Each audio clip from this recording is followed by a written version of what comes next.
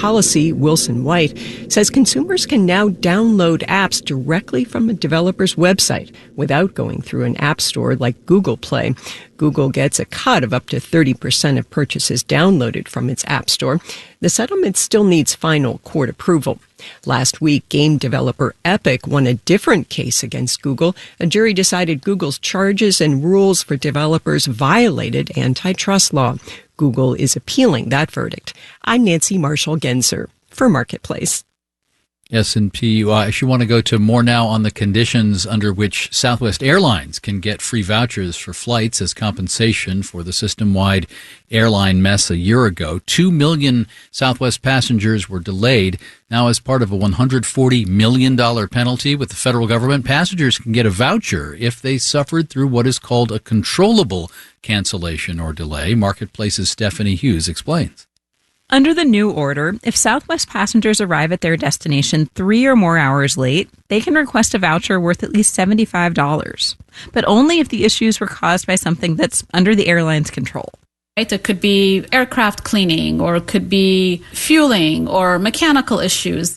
Blaine Werke is Assistant General Counsel with the DOT's Office of Aviation Consumer Protection, which conducted the Southwest investigation. The voucher program will start in late April and last 3 years. Werke says the agency wants consumers to be treated fairly. And if you are not treating them fairly, you will be held accountable. In other words, there's a price for failure, says Henry Hartevelt of the Atmosphere Research Group. If you do not invest in your technology systems, if you do not have ways for you to keep in touch with your crews, then you're going to have to give the traveler a credit. The Department of Transportation is expected to propose a rule that would require all airlines to compensate passengers for these kinds of delays. I'm Stephanie Hughes for Marketplace. NASDAQ and S&P futures up 0.1%. And this number, the average wage employers are willing to pay to get people to come to work for the company. The Federal Reserve Bank of New York says it's more than $79,000, up from more than $69,000 just in July. This is the highest wage of the 9 years researchers have been doing the calculation. At work, very low unemployment, empowering workers to demand more if they're going to switch jobs. Marketplace Morning Report is supported by UiPath. More than 10,000 organizations use the UiPath AI-powered business automation platform to automate business processes. It's a smarter way to innovate.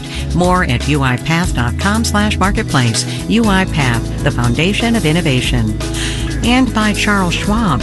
Schwab believes every investor deserves to work with a firm they can count on, with financial consultants ready to serve clients and 24/7 live help. Now, I should warn you, we have a story next that references self-harm. 28 million adults who have a mental illness go untreated in the U.S. This is terrible for people. It also hurts the economy. Take Indiana. Researchers there put a price tag on untreated mental illness. Elizabeth Gabriel, a reporter from the public health news initiative called Side Effects Public Media, has more. Doctors diagnosed Willie Frazier with depression and borderline personality disorder when he was a teenager. Depression is real, and it can hit you anywhere. You could be at the top of the world, and then one little thing, and you just completely at the bottom.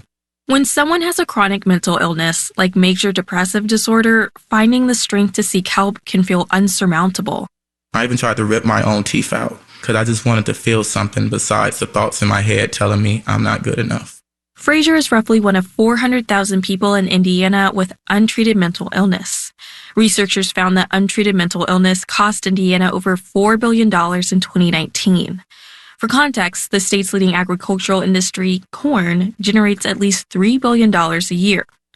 Heather Taylor, who led the study, says the workforce loss is huge. That equates to about 100,000 jobs. And some of that cost is also from missed work days. So we are taking money out of our economy because we're not treating these conditions well, frankly, or individuals don't have appropriate access to the treatments that they need.